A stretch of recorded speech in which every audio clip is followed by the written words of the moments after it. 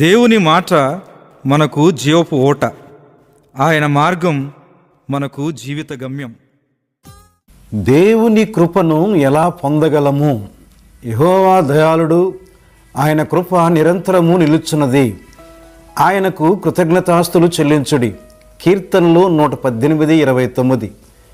కృప అనేది మన యోగ్యతను బట్టి, అర్హతను బట్టి దేవుడు మనకు ఇచ్చేది కాదు, కానీ దేవుడు తన చిత్తానుసారముగా మనకు అనుగ్రహించేది. దేవుని దగ్గర నుండి మనం ఏదైనా పొందటానికి అర్హత లేనటువంటి వారము అయినప్పటికీ దేవునికి మన ఎడల ఉన్న ప్రేమను బట్టి ఆయన మనకు అనేకమైనవి ఉచితముగా అనుగ్రహిస్తూ ఉంటాడు. అయితే వాటిని మనం పొందినప్పుడు దేవుని కృప ఏ విధముగా మన ఎడల ఉన్నదో గ్రహించగలిగే వారముగా ఉండాలి. ఈ విధముగా గ్రహించిన వారు దేవునికి కృతజ్ఞత కలిగి ఉంటారు. గ్రహించలేని వారు కృతజ్ఞత లేని వారుగా ఉంటారు.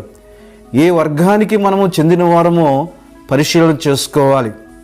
మొదటిగా నమ్మకముగా జీవించినప్పుడు దేవుడు 1000 మందికి కృపను చూపుచు దోషమును, అపరాధమును, పాపమును క్షమించును గాని ఆయన ఏమాత్రమును దోషులను నిర్దోషులుగా ఎంచక 3-4 తరముల వరకు తండ్రుల దోషమును కుమారుల మీదకి రప్పించునని ప్రకటించెను. నిర్గమాకాండము 34:7. మనము దేవుని ఎడల నమ్మకముగా జీవించినప్పుడు, ఆయన చిత్తానుసారముగా నడుచుకున్నప్పుడు, ఆయన ఆజ్ఞలను తూచా తప్పకుండా పాటించినప్పుడు, ఆయన అడుగుజాడలలో నడుచుకున్నప్పుడు దేవుని కృప అనేది మనతోనే అంతం అయిపోయేది కాదు, కానీ దేవుడు మన తర్వాత తరము వారి మీద కూడా చూపిస్తానని వాగ్దానం చేస్తున్నాడు. వాగ్దానం చేసిన దేవుడు నమ్మదగినవాడు. వాగ్దానం చేసి నెరవేర్చకపోవటానికి ఆయన మానవుడు కాదు. అదే విధముగా మనం ఇంకనూ దోషములోనే, పాపములోనే ఉంటే, పశ్చాత్తాప హృదయం మనకు లేకపోతే, మన అపరాధం బట్టి నలిగిన హృదయం మనకు లేకపోతే, మన పాపములను తరతరం మీద ఉంచుతానంటున్నాడు. అందువలన మన ద్వారా కుటుంబానికి ఆశీర్వాదమే ఉండాలి, కానీ శాపం రాకూడదు. కాబట్టి మనము దేవుని కృపకు పాత్రలుగా ఉండాలి. రెండవదిగా పశ్చాత్తాప హృదయం ఉన్నప్పుడు. కీర్తనలు 94:18లో దావీదు తన అనుభవాన్ని వ్రాస్తున్నాడు. నా కాలు జారినని నేను అనుకొనగా యెహోవా నీ కృపను నన్ను బలపరుచున్నది. మానవ మాత్రమైన మనము దావీదు వలె కొన్నిసార్లు పాపములో పడిపోతూ ఉంటాం. దావీదు పాపము చేసినప్పుడు దేవుని వాక్యము చేత హెచ్చరించబడిన వాడై పశ్చాత్తాప హృదయముతో దేవుని దగ్గరకు వచ్చి తన హృదయాన్ని కుమ్మరించాడు. పాపములను ఒప్పుకున్నాడు. పరిశుద్ధాత్మను తన యొద్ద నుండి తీసివేయవద్దని బ్రతిమలాడుకున్నాడు. రక్షణానందం అలా పుట్టించుమని గోజాడాడు. హిస్సోపుతో కడుగుమని వేడుకున్నాడు. దహన బలులు కాదు, విరిగిన మనసే దేవునికి ఇష్టమైన బలి అని తెలుసుకున్నాడు. అప్పుడు దేవుని వాక్యం ఆయనను బలపరిచింది, బాధలలో నెమ్మదినిచ్చింది. అప్పుడు దావీదు దేవునికి హృదయానుసారుడైన మనుషుడిగా పిలువబడినాడు. David, a man after God's own heart. తరువాత దావీదు తన జీవితంలో ఏ తప్పు చేయలేదు. దినానికి 3 సార్లు ప్రార్థించే అనుభవం, 7 సార్లు దేవుణ్ణి స్తుతించే అనుభవ జీవితం కలిగిన వాడుగా ఉన్నాడు. దేవునికి మనం ప్రార్థించినప్పుడు తప్పక దేవుడు మన ప్రార్థనకు జవాబు ఇస్తాడు. అప్పుడు మనం దేవునికి కృతజ్ఞతాస్తులు చెల్లిస్తాము. మూడవదిగా భయభక్తులు కలిగినప్పుడు.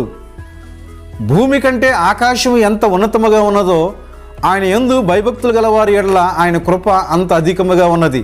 కీర్తనలు 103:11.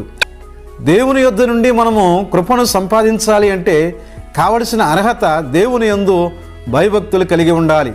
పరిశుద్ధ గ్రంథంలో భయభక్తులు అనే మాట చాలాసార్లు వ్రాయబడినది. ఒక పదము ఎక్కువ సార్లు వ్రాయబడినది అంటే దానికి మనము చాలా ప్రాధాన్యత ఇవ్వాలి.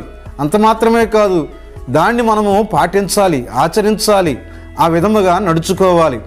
సామెతల గ్రంథములో దేవుని యందు భయభక్తులు కలిగి ఉంటు వలన కలిగే ప్రయోజనాలు జ్ఞాని అయిన సొలొమోను రాజు రాశాడు.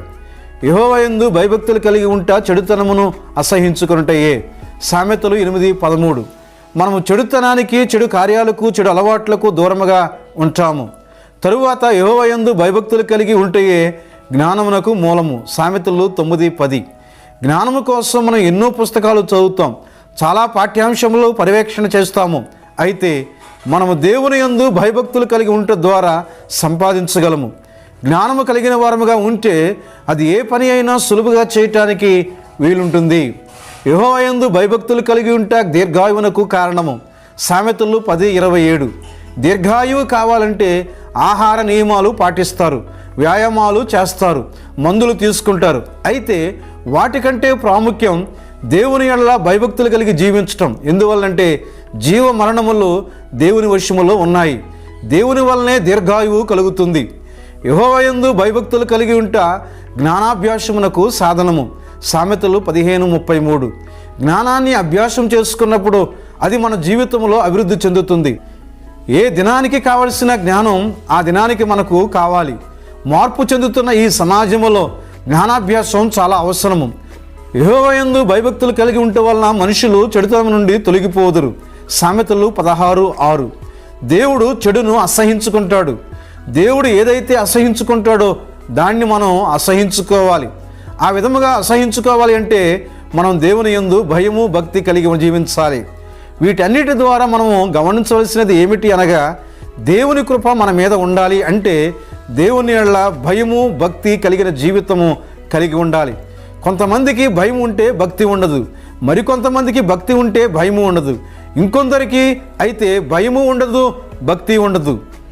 ఈ ముగ్గురు గ్రూపులలో ఏ గ్రూపునకు మనము చెందిన వారముగా ఉన్నామో గమనించుకొని దేనిలో మనము కొరత కలిగి ఉన్నామో తెలుసుకొని దానిని పూరించాలి. నీకు ఒకటి కొదువుగా ఉన్నది. భయము లేని జీవితం మనలను బజారు పాలు చేస్తుంది. భక్తి లేని జీవితం మనకు విరక్తి కలిగిస్తుంది. భయభక్తులు లేని వారు దేవునికి ఇష్టలుగా జీవించలేరు. దేవునికి ఇష్టము లేని జీవితము ఆయనకు అసహ్యము. దేవుడు అసహించుకుంటే మనం దేవుని సన్నిధిలో నిలబడలేం. కాబట్టి మన భక్తి జీవితాన్ని పరిశీలించుకుందాం. ప్రియులారా, ఇంతవరకు మనము దేవుని కృపను ఎలా పొందగలమో ధ్యానించాము. మొదటిగా నమ్మకముగా జీవించినప్పుడు, రెండవదిగా పశ్చాత్తాప హృదయము ఉన్నప్పుడు, మూడవదిగా భయభక్తులు కలిగినప్పుడు. అటువంటి కృప పరిశుద్ధాత్మ దేవుడు ప్రతి ఒక్కరికి అనుగ్రహించి ముందుకు నడిపించునుగాక. ఆమేన్. God bless you all. మంచి మాట. మీరు సూర్యుడిలా వెలగాలనుకుంటే ముందు సూర్యుడిలా రగిలిపోవాలి. ప్రియులారా, ఈ సందేశం అనేక మందికి షేర్ చేసి ఆత్మీయ దీవెనలు పొందండి.